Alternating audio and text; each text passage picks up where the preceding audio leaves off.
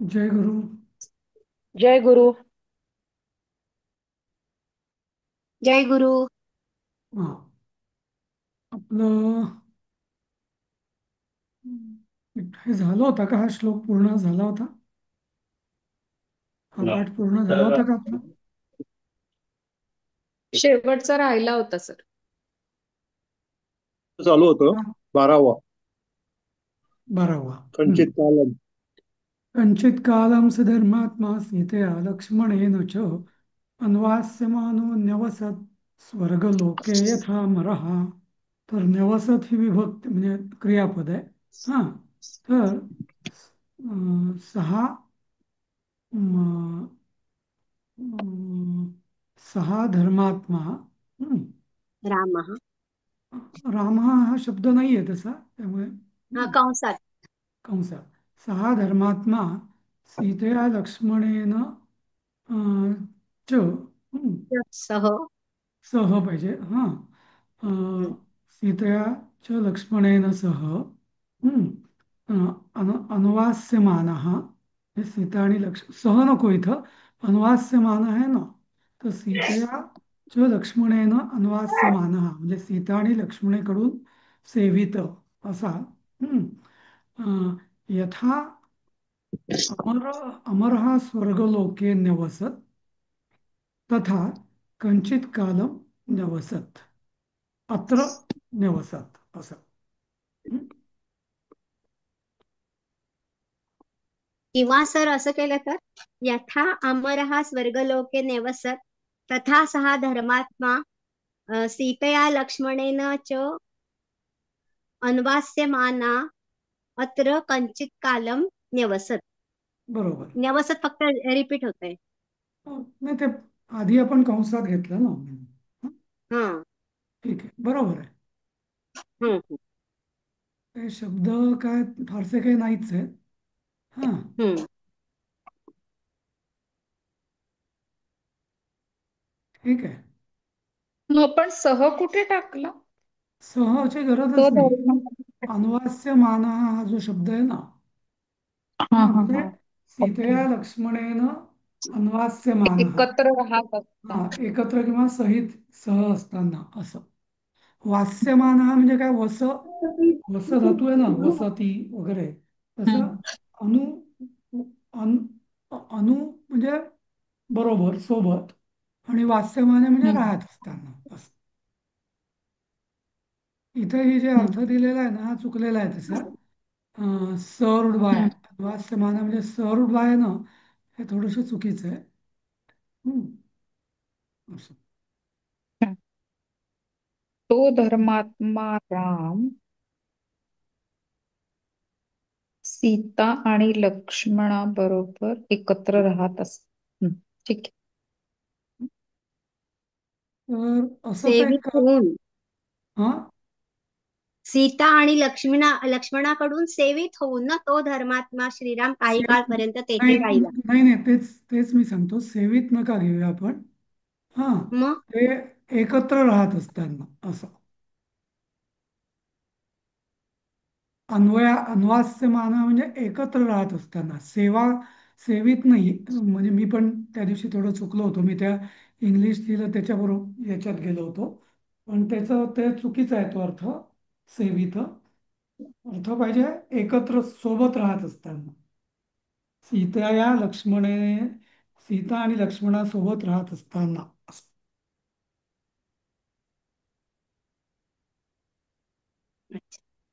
ठीक आहे. आता आपण ना हम्म. हे रामायणातलेच सगळे पाठ पूर्ण करूया. म्हणून हा 13वा पाठ पण तसाच आहे, रामायणातलाच आहे, अरण्यकांडातला. तर तो आपण बघूया आधी. हम्म. कोण वाचतोय पहिला श्लोक?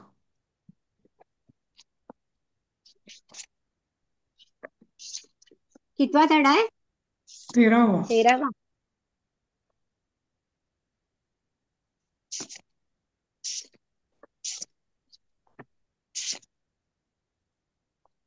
सीतावियुक्तस्य रामस्य विलापः हम्म.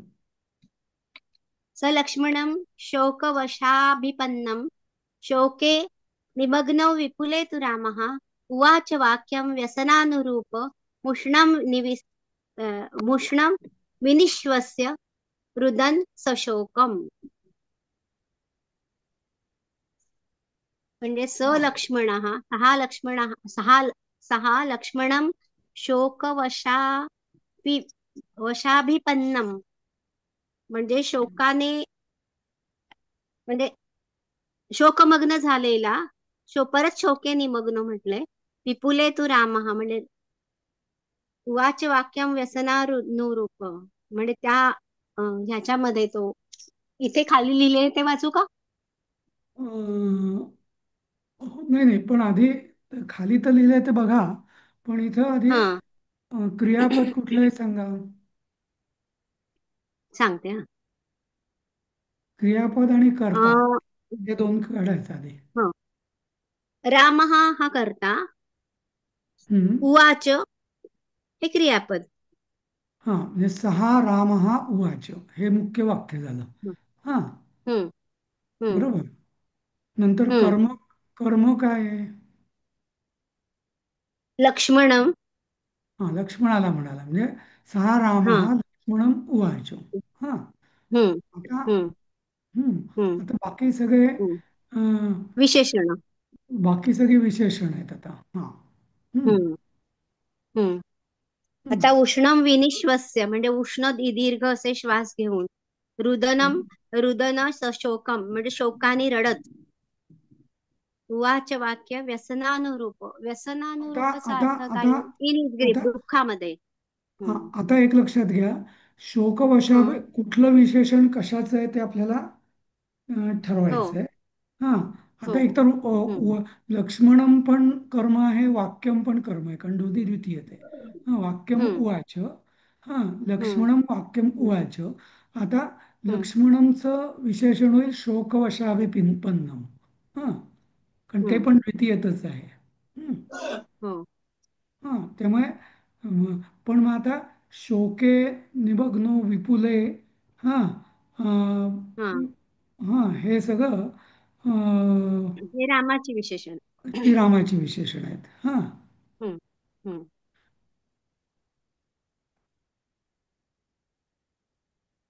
हां.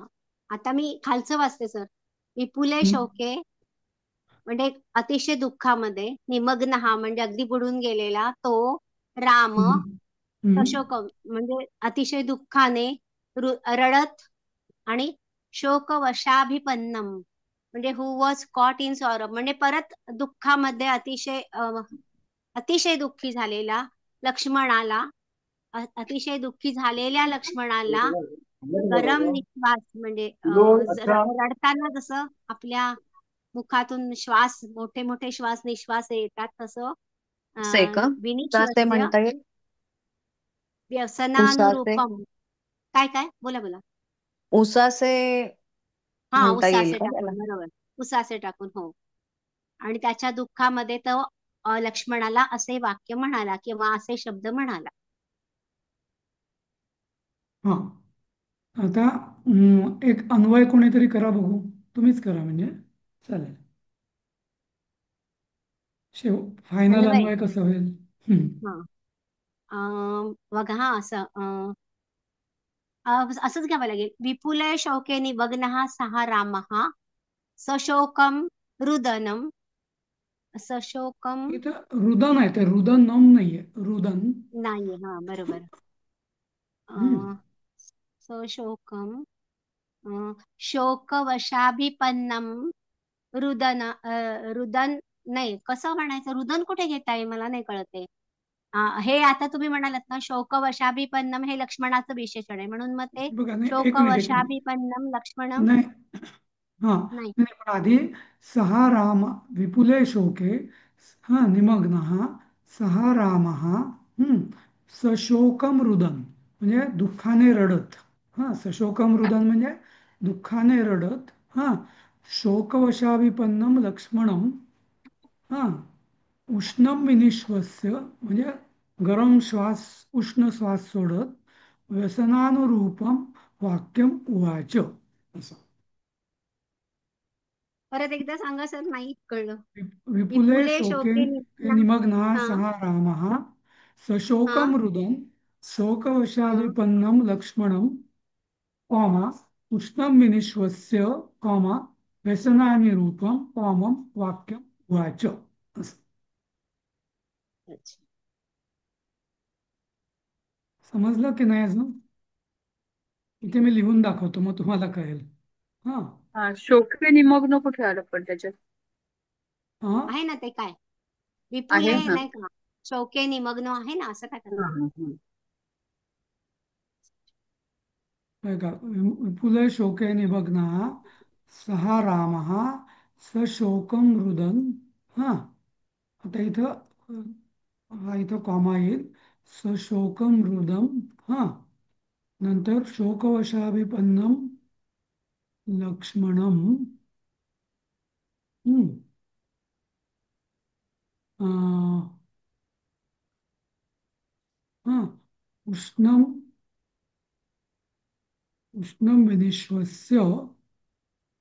तर पुस्तकात मुष्ण आहे, म म दिलाय, म्हणजे म मग उष्णम असं. अगं अगं ते अगोदरच्या व्यसनानुरूपमच हे आहे. अनुरूपमच आहे म. ना ते. अच्छा. हो हम्म. हो हो. अर्धवटेवरती हा. हम्म. असं येणार ते बघा. हम्म. वाच असं. हं.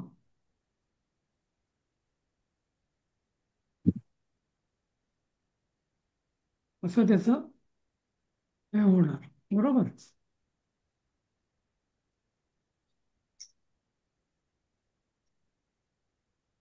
हम्म. आलं लक्षात? हो. हा. हो सर. हा. हा. तिथे कॉमा मी मुद्दाम टाकले म्हणजे कुठला ग्रुप कशाचा आहे ते आपल्याला लक्षात यायला म्हणून हवं, म्हणून मी त्या ग्रुप टाकले, कॉमा टाकले. हं? असं. सर आता मराठीतला अर्थ सांगा. काय ते? मराठीतून अर्थ. हा. मराठीत अर्थ म्हणजे खूप शोकामध्ये निमग्न असलेला तो राम, हा, दुःखाने रडत, हा, अं, शोकवशाभिपन्न म्हणजे दुःखात बुडलेल्या लक्ष्मणाला, हा, उष्ण श्वास टाकत, हा,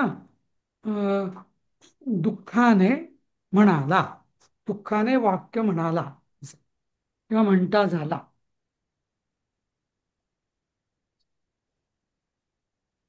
तर बरोबर आहे. जेव्हा हे सीतेला रावण उचलून घेऊन जातो त्यावेळेचं आहे की राम सीतेला जेव्हा सोडतो वाल्मिकी ऋषींच्या आश्रमात नाही त्यावेळेचं नाही आहे? नाही, हे अरण्यकांडातलंय. सीतेचं जेव्हा हरण होतं, सीता त्याला सापडत नाही ना, रावण हम्म सीतेला जेव्हा हम्म पळवून नेतो त्याच्यानंतरचा हा शोक. हम्म. सीता अच्छा. वियोगस्य रामस्य विलापः म्हणजे सीतेच्या वियोगाने रामाचा विलाप असं. हम्म. समजलं? हो सर. सर हे रामायणामध्ये म्हणजे आता इथे अरण्यकांडामध्ये राम विलाप करतोय आणि तिथे ती बिचारी हे होती, म्हणजे तिला बाळ होणार असतं आणि अशा वेळी तो तिला अरण्यात सोडून देतो. आणि म्हणजे किती विरोधाभास किती आहे ना सर हे सगळं. म्हणजे तेच ना, तिला म्हणूनच त्या वनाचेच डोहाळे लागलेले असतात ना. हो सर, ते सगळं बरोबर आहे, पण म्हणजे तिला अरण्यात सोडून देतो, तिला बाळ व्हायचं असतं आणि त्यावेळी म्हणजे किती कठीण अवस्था असते स्त्रीची, आणि अशा कठीण अवस्थेच्या वेळी पण तो सोडून देतो जंगलामध्ये तिला. की कसं आहे माहिती आहे का, की आपला दृष्टिकोन कसा आहे त्याच्यावरती हे सगळं आपण बरोबर आहे. नाही का. शेवटी तो राजा, त्याला राज्य करायचंय. राजा राज्य करायचे आणि त्याची पहिली ड्युटी, पहिलं कर्तव्य म्हणजे पहिली प्रजा. ही प्रजारंजन हे त्याचं पहिलं कर्तव्य आहे. हम्म. बाकी हो सगळी ना. नाती नंतर. आणि राजाबरोबर हम्म. जे लोक, आणि त्याचबरोबर हेही लक्षात ठेवावं लागतं की जेवढा जबाबदारी राजाची आहे तेवढीच राजाच्या आजूबाजूच्या लोकांची पण तेवढीच जबाबदारी आहे. आणि त्यांना सुद्धा तलवारीच्या पात्यावर चालावं लागतं. म्हणजे सगळा त्रास याचा कोणाला झाला? सीतेला ना. हो. सीतेचा काहीच दोष नाही तरी सीतेला तिला पळवून दिलं. सीतेचा काहीच दोष नाही तरी तिच्यामुळे युद्ध झालं. पण सीतेचा काहीच दोष नाही तरी तिचा रामाला त्याग करावा लागला आणि तिला ते हो ऍक्सेप्ट ना, करावं लागलं, नाही का? हो ना, तेच ना. हो ना, खूप वाईट वाटतं म्हणजे असं एवढं सगळं. आता इथे बघा ना, ह्या धड्यामध्ये तो सीतेसाठी विलाप करतोय की कुठे गेली असेल, तिचं काय झालं असेल.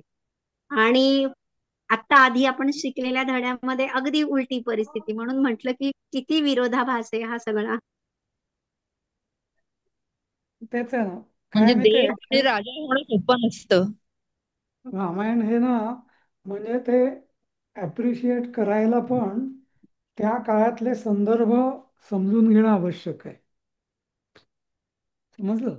म्हणजे आता आ, हे रामायणाचा हा जो भाग आहे ना, हा पाश्चिमात्य विचार ज्यांचे आहेत, की जे व्यक्ती केंद्रित विचार असतात प्रत्येकाचे, मी आणि माझं सुख, हा, त्यांना हे पचनीच पडणार नाही कधी, की असं का खरंय. झालं. हा, ते रामाला हो, दोषच हो. देतील कायम. त्यांच्या दृष्टीने हम्म. राम हा सगळ्यात मोठा विलन आहे. नाही का?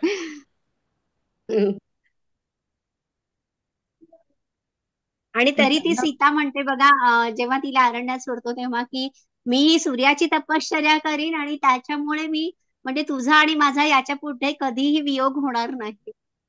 हे सगळे जे काही जे असे म्हणजे काय ज्याला म्हणतात फार कठीण प्रसंग आहेत ना. जसं हो. द्रौपदी वस्त्रहरण झालं महाभारतामध्ये, म्हणजे वस्त्रहरणाच्या हा. वेळेस, तेव्हा द्रौपदीने प्रश्न विचारला होता सगळ्यांना सभेमध्ये, की आधी हो. धर्मराज आधी स्वतः हरला की आधी मला पणाला लावून मग हरला.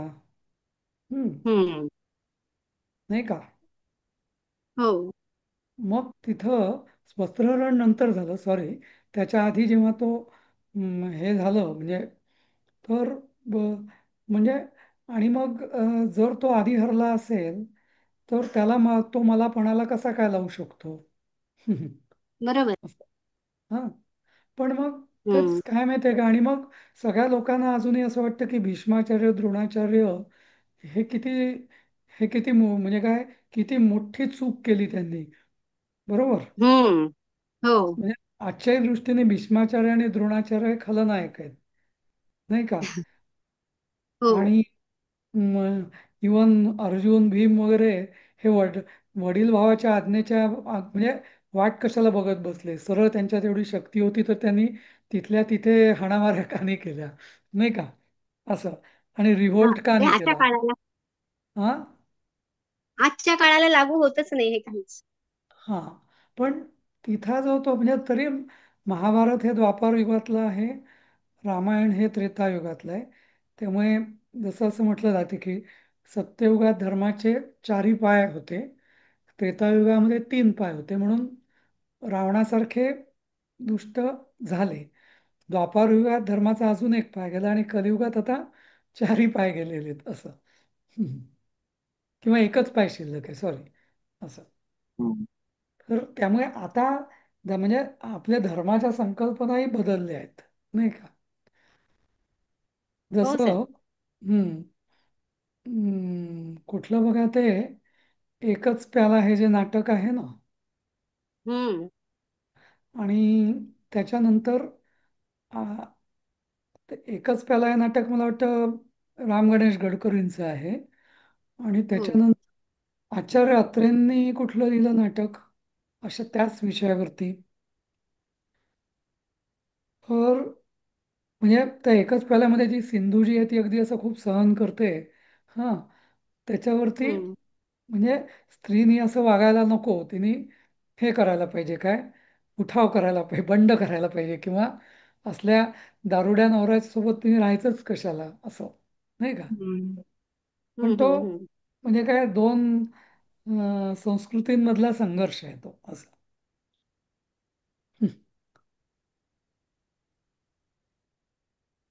एनिवेज, पुढचा वाचा दुसरा श्लोक.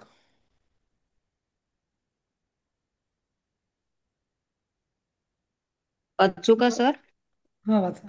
राज्यप्रणाशः स्वजर स्वज स्व नाही गर्जनी. स्वजनैर्वियोगः स्वजनैर्वियोग स्वजनैर्वियोगः पितृर्विनाशः जननीवियोगः सर्वाणि मे लक्ष्मण शोकवेगमापुरयन्ति प्रविचिंतितानि. याच्यामध्ये मला असं वाटतं की शोकवेगमापुरयन्ति हे क्रियापद असावं. आपुरयंती हे क्रियापद आहे. शोकवेगम हा आपुरयंती. हा, हा हा. आपुरयंती एक क्रियापद आहे. हम्म. नंतर करता काय? ह्याच्यात सगळ्यांचा वियोगच एक्सप्लेन केला असं ढोबळ मानाने सांगायला. हम्म. म्हणजे आता लक्ष्मण का? म्हणजे लक्ष्मण. आपण जर त्या रामाच्या भूमिकेत गेलं तर राम काय म्हणतो हो. ते आपल्याला नक्की कळेल. तो म्हणतो हे लक्ष्मणा, म्हणजे लक्ष्मण हे संबोधन हम्म. आहे. हे लक्ष्मणा, हो. हम्म. राज्य प्रणाश. म्हणजे रामच करता. हा, रामच करता. राम राम करता नाही, जो इथे नाही नाही नाही नाही नाही नाही, राम नाही करता.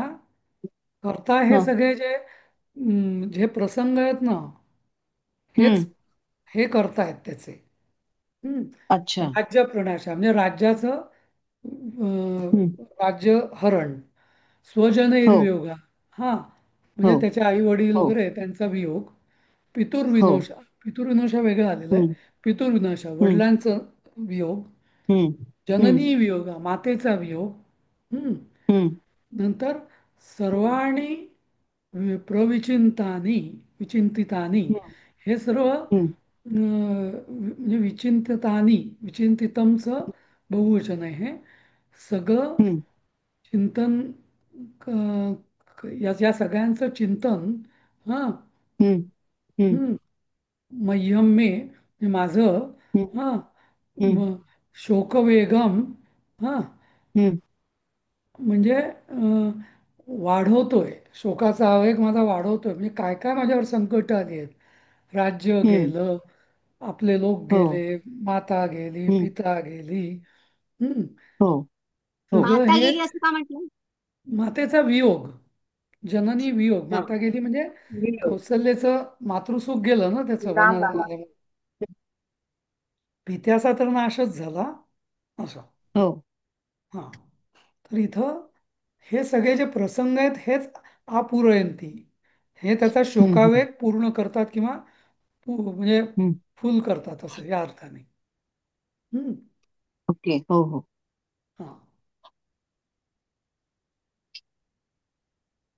ह्याचा अन्वय कसा होईल ना सर?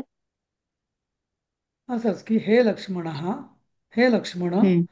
राज्य हम्म. प्रणाश स्वजनैर्वियोग, पितुर्विनोश हम्म. विनाश, जननी हम्म. वियोग, हम्म.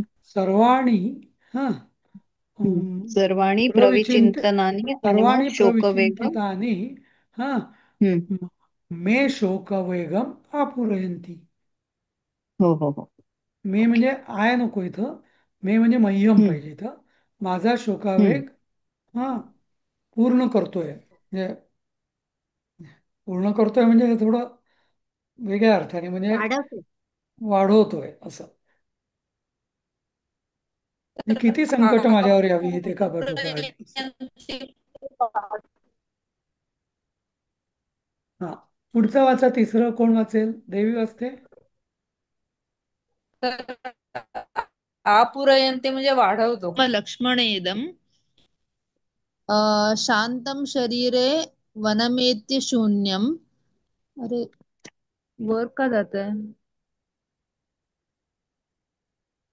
ओके. सीता वियोगात पुर नर प्यु प्युदीर्ण काष्ठै काष्ठैः व वाग्निका सर व अग्निः सहसा प्रदीप्तः. हम्म.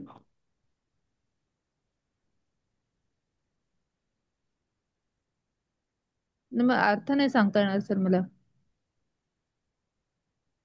इथं क्रियापद काय आहे?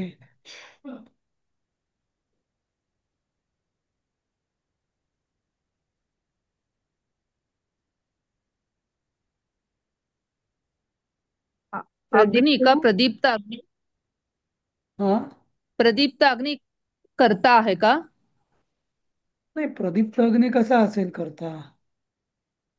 कारण प्रदीप्त दुःखम दुःखम हे काय लक्ष्मणेदम कर्म आहे. दुःखम हे कर्म आहे.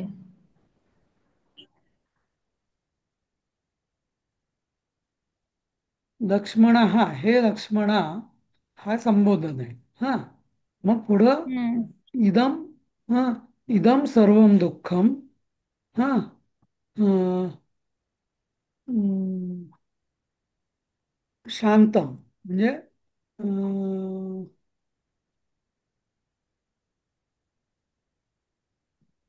शून्य म्हटलंय ना. काष्ठैर इव अग्नी सहसा प्रदीप्त म्हणजे काय माहितीये की सीता वियोगात पुनरपि उदीर्ण म्हणजे सगळा हा अग्नी जवळपास शांत झाला होता या सगळ्या दुःखांचा, असं त्याला म्हणायचं आहे.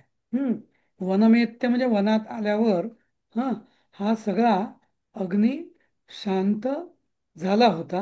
हम्म वनम एत्य शून्य म्हणजे या शून्य जंगलात, शून्य म्हणजे एकांतात, एकांत अशा वनामध्ये येऊन हा हा अं, अग्नी सगळा शांत झाला होता. हा पण तू सीतावियोगात, आता सीतावियोगाने पुनरपि उदीर्णा, पुन्हा तो भडकलाय. तो सगळा दुःखाचा आवेग का बरं? कसा? तर काष्ठैही इव अग्नी सहसा प्रदीप्ता, जसं अग्नीमध्ये लाकडं टाकली की जसा अग्नी जसा प्रदीप्त होतो तसा हा सगळा अग्नी पुन्हा प्रदीप्त झाला दुःखावेगाचा, असं दुःखाचा आणि शोकाचा. तर इथं कसं पहिल्या आहे? श्लोकात त्यांनी सांगितलेल्या सगळ्या वियोगाचा दुःख जे शांत झालं होतं मनात येऊन, ते आता सीतेच्या वियोगाने अ, अग्नीमध्ये टाकलेल्या लाकडांसारखं प्रदीप्त झालं. म्हणजे हा आपल्याला सुद्धा एखादं दुःख झालं की पहिलेची सगळी दुःख आठवतात, तसं एक हे. जसं आपण आधीच्या पाठात बघितलं ना, ऍक्च्युली आधीचा पाठ पण अरण्यकांडातलाच आहे, होता तो 8वा पाठ, आणि हा पण अरण्यकांडातलाच आहे. आणि दोघांचा एकमेकांशी संबंध आहे. तिथे त्यांनी सांगितलं ना की छान आश्रम बांधला, सगळं जलाशय होतं, कमळ होती, मोर होते, हंस होते, पक्षी होते, इतकं सुंदर नटलेलं त्यांना जागा मिळाली होती.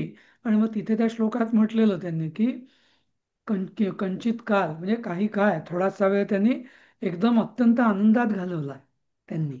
आणि मग म्हणजे दुःख असं विसरले होते ते हे सगळं, राम वगैरे, नाही का? वडिलांचं वियोग, आईचा वियोग, राज्य नाही, आपल्या लोकांचं हे सगळं विसरले होते. आणि सीतावियोगाने परत सगळं ते भडभडून आलंय आता त्याला, असं असं तर इथं म्हणजे वाल्मिकी हे आदी कवी मानले जातात, ते म्हणजे उगीच नाही. म्हणजे हे आपल्या दृष्टीने रामायण हे दोन्ही आहे, काव्य पण आहे आणि त्याला ऐतिहासिक आधार पण आहे. म्हणजे नुसतंच काल्पनिक काव्य नाही आहे, त्याला ऐतिहासिक आधार पण आहे. पण इतिहास जरी असला तरी ज्या पद्धतीने वाल्मिकी ऋषींनी हे काव्य रचलेलं आहे ना, म्हणजे जसं एखादी घटना असते पण ती वर्णन करायला जी कवीची जी प्रतिभा आहे ना, की बरोबर जुनं सगळं मी विसरलो होतो आणि आता परत मला सगळं भडभडून येतंय, हे बरोबर नेमक्या शब्दात वाल्मिकींनी सांगितलेलं आहे, नाही का? असं, आणि म्हणून या दृष्टीने म्हणजे नुसतंच रामायण हे नुसतंच म्हणजे इतिहास म्हणून नाही, तर काव्य या दृष्टीने पण खूप श्रेष्ठ त्याची गुणवत्ता आहे. पण हे सगळे काव्यात या सगळ्या म्हणजे उत्तम काव्यामध्ये या सगळ्या गोष्टी धरल्या जातात, की एखादी म्हणजे प्रसंग किंवा नाट्यमय कसं केलं जातं, नाही का? नाट्य कसं आणलं जातं साध्या प्रसंगाच्या वर्णनामध्ये, हे त्यांनी अगदी उत्कृष्टपणे केलेलं आहे. म्हणजे नाही का? म्हणजे नुसतं राम हो सर. त- तसंच सांगू शकला असता की ठीक आहे बाबा, मला दुःख झालंय खूप, सीता दिसत नाहीये, दिसत नाहीये, दिसत नाहीये. पण मग नंतर म्हणजे हे सगळं बरोबर जुनं दुःख मी विसरलो होतो आणि परत ते सगळं मला पुन्हा आठवतंय, असं हे जे आहे ते इथं कवीची प्रतिभा आहे. अक्षरशः चार चार वाक्यात किंवा चार ओव्यांमध्ये त्यांनी ते वर्णन केलं, थोडक्यात आणि पूर्णपणे, नाही का? अगदी. हो. अगदी. हम्म. आणि ते परत ते नेमक्या शब्दांमध्ये फाफट पसारा नाही नेमक्या लावला. शब्दात. नेमक्या हो. शब्दांमध्ये त्यांनी पण अगदी डोळ्यासमोर आपल्याला ते उभं राहतं, म्हणजे कसं चित्र नाही का असं. हम्म. हो. त्यांच्यावर काय म्हणजे वनात, जंगलात, वनामध्ये तो निघाला वनवासाला, तेव्हा त्याच्या डोक्यात काय भावना असतील. हा, त्याला वडील गेले, आईशी वियोग, राज्य गेलं, आपल्या लोकांशी वियोग, सगळे संपत्ती गेली, असं सगळं लगेच आपल्या डोळ्यासमोर सगळं उभं राहतं. आणि ते होत नाही, त्यातनं थोडी शांतता मिळत नाही, तर परत सीतेचा वियोग असं. आणि मग त्यांनी उपमा पण छान दिली आहे, काष्ठैर इव अग्निही सहसा प्रदीप्त. म्हणजे काष्ठे, अग्नी जो असतो तो जसं चुलीमध्ये किंवा याच्यात लाकडं घातली की जसा एकदम भडकतो, तर तसं झालेलं आहे जणू त्या शोकावेगाचं, त्याचं शोकाग्नीचं. म्हणजे उपमा पण इतकी उत्कृष्ट आहे अशी की याच्यापेक्षा दुसरी चांगली उपमा असूच शकत नाही, नाही का? खरं आहे सर. हम्म. कारण हे कसं की म्हणजे आपण हे कालिदासाची काव्य बघितली, वाल्मिकींचंही, तर हे सगळे जे कवी होते ना जुने, तर उपमा अलंकार यांचा जबरदस्त हातखंडा होता. म्हणजे अगदी चपखल उपमा ज्याला म्हणतात ना, तसं. कालिदासाला तर उपमांचा राजाच मानलं जातं. पण वाल्मिकी ऋषी सुद्धा म्हणजे रामायणामध्ये इतक्या मस्त छान चपखल उपमा दिलेली आहे त्यांनी, की दुःखाचं आवेग एकदम कसं, माझं दुःख मला परत कसं उसळून आलंय माझं, तर चुलीमध्ये किंवा अग्नीमध्ये एखादा अगदी शांत होतो पण लाकूड टाकलं आणि परत असा कसा उफाळून वर येतो, तसं त्यांनी सांगितलेलं आहे, ती उपमा दिली. ठीक आहे, पुढचं वाचा. मी सर वाचू इथे सर? पहिलं, एक मिनिट सर, इथे ते पहिलं वाक्य कंप्लीट कसं होणार? एक मिनिट. हा, अ, सांगतो. हा, लक्ष्मणा. हे हे हा. हे लक्ष्मणा, इदम सर्वं दुःखम शून्यम वनम एन्य, वनम एत्य म्हणजे वनात येऊन, हा, शरीरे शांतम सीता वियोगात, हा, अं, शरीरे शांतम भवती, शरीर किंवा शरीरे शांतम अभवत. म्हणजे हे सगळं वनात आल्यावर शांत झालं होतं. हा, तू परंतु सीतावियोगात काष्ठैः अं, अं, सहसा प्रदीप्त इव, हा, काष्ठैः सहसा अग्नैः सहसा प्रदीप्त इव पुनरपि उदीर्णं भवती. असं अभवत आणि भवती अशा दोन क्रियापद आपल्याला कंसात टाकावे लागतील. समजलं?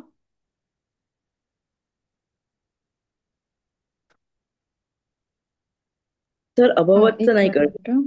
अभवत, अभवत अभवत काय आहे? म्हणजे झालं, म्हणजे माझं सगळं झालं. दुःख शांत झालं होतं. माझ्या शरीरातलं हम्म. दुःख जे होतं ते सगळं या हम्म. एकांत अशा वनात येऊन निवांत झालं होतं सगळं काम. पण हे परत भडकलं सीतावियोगाने. आणि कसं भडकलं, तर का काष्ठैः सहसा प्रदीप्त अग्निरिव पुनरपि उदीर्ण, असं. हा.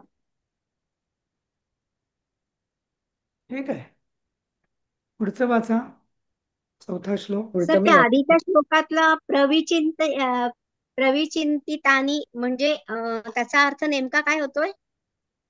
प्रविचिंतितानि. प्रवि हा, हा, हा. तर आता चिंतितानि म्हणजे काय? विचार चिंतित. केलेले. हा, हा, आणि वि म्हणजे विशेषत्वाने, आणि प्र म्हणजे हा, प्रकर्षाने. असं. हम्म. तर हे सगळं प्रकर्षाने पुन्हा पुन्हा आणि विशेषत्वाने सगळं माझ्या डोक्यात येतंय. त्याची चिंतता होते, म्हणजे सगळं आठवतंय मला. असं हे सगळ्या गोष्टी मला पुन्हा पुन्हा प्रकर्षाने आठवत आहेत आणि माझा शोकावेग वाढवत आहेत असं. शोकाचा आवेग अच्छा. वाढवत आहेत असं. हं? हम्म. समजलं. हं. हा. अजून कोणीतरी शंका विचारली होती आधीच्या श्लोकाविषयी. काय होतं ते? आपुरयंतीचं का? हा. हा. तर आपुरयंती, हो, हा, तर पुरयती हे म्हणजे काय दशमगणाचा धातू आहे पुरयती, म्हणजे पूर्ण करणे. हा. आणि आपुरयंती म्हणजे अगदी ज्याला आकंठ म्हणतो ना आपण, जसं कंठापर्यंत. तर आपुरयती म्हणजे अगदी पूर्ण भरून, असा अगदी ग्लास असा अगदी कप पूर्ण भरून ज्याला म्हणतो ना, त्याला आपुरितम म्हणतात. आपुरितम म्हणजे अगदी वरचा तळ किंवा अगदी वरच्या काठोकाठ लेवलपर्यंत ज्याला भरलं काठोकाठ जातं ना. काठोकाठ, त्याला हम्म. आपुरंती किंवा आपुरयित असं म्हटलं.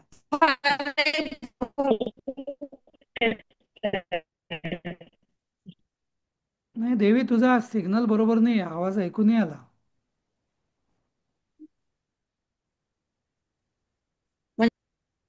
त्याला म्हणायचंय. नाही, तुझं ऐकू नाही येते आम्हाला, तुटतोय आवाज. काही काही शब्द मधले येत असू नाही दे ऐकू. असू दे सर. हा. पुढचं वाचायचं का? कोण वाचते का? हा, पुढचं वाचा, चौथं. कोणी वाचते माझा का? विद्याताई वाचा.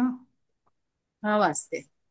मया विहीना विजने जने या रक्षोभिर्विराहृत्य विकृष्यमाण नूनं माणा. निनादम माणा, हा. पुररीव हा. कु- अ, नूनं निनादम पुररीव दीना सा मुक्तवत्यायत कांतनेत्रा. हम्म. मया विहीना विजने जने या त्याचं पुररीव दीना सर ते हे आहे नूनं ना, काय ग? रक्षोभिराहृत्य. ही संधी कशी आहे? रक्षा रक्षो अभिरुच. रक्षोभिः हा. आहृत्य. हा. रक्षोभी रक्षोभिर. म्हणजे रक्ष आणि म्हणजे त्याचं राक्षस. क्रियापद हा. रक्षोभी म्हणजे राक्षसांकडून. ऍक्च्युली ना, हा, आर्युक्त म्हणजे हा, बरोबर. रक्षोभी म्हणजे तृतीया, आर्युक्त राक्षसांकडून. आहृत्य म्हणजे हरण केलेल्या. काय हरण केलेल्या केलेल्या नव्हे, हरण केल्यावर हा, असं. आहृत्य. हरण केल्या हा. दृश्य विकृष्यमाणा. हा. विकृष्यमाणाचा काय अर्थ सर? तसं ज्याला आपण लिहिलाय फरफटत म्हणतो ना. हा. हा फरफटत मेलेली. हा. कृष्य म्हणजे कर्षण करणे, म्हणजे ओढणे. आणि विकृष्य म्हणजे विशेषत्वाने, म्हणजे जोराने ओढून, म्हणजे फरफटत थोडक्यात, खेचत, खेचलेल्या. हा. दीना. दीना म्हणजे गरीब. हा, किंवा दीन, अगदी दीनच हा शब्द. हा. आणि कुररीव शब्द हा इकडे दिलेला असेल एखाद्याच खालच्या अर्थामध्ये, बघूया आपण. पुररीव. दीर्णम दीर्णम नाहीये, पुररीव नाही. रक्तोभी म्हणजे एकटी आहे नाहीये. नाहीये, नाही तर ठीक आहे, तो बघू आपण. पण काहीतरी बकरी किंवा असं काहीतरी, मला वाटतं पक्षी म्हणजे, अरे एखादी गाय, गरीब